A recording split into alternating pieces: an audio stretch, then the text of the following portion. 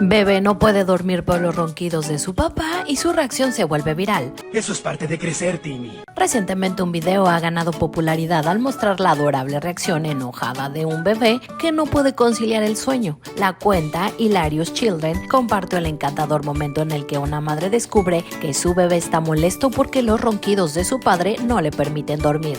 En el video podemos escuchar los sonoros ronquidos del hombre mientras la mujer graba a su hijo, quien muestra una expresión de irritación por la interrupción de su descanso. Como era de esperarse, el video se volvió viral y muchos de los comentarios hacen bromas sobre la situación. Déjanos en los comentarios, ¿qué opinas?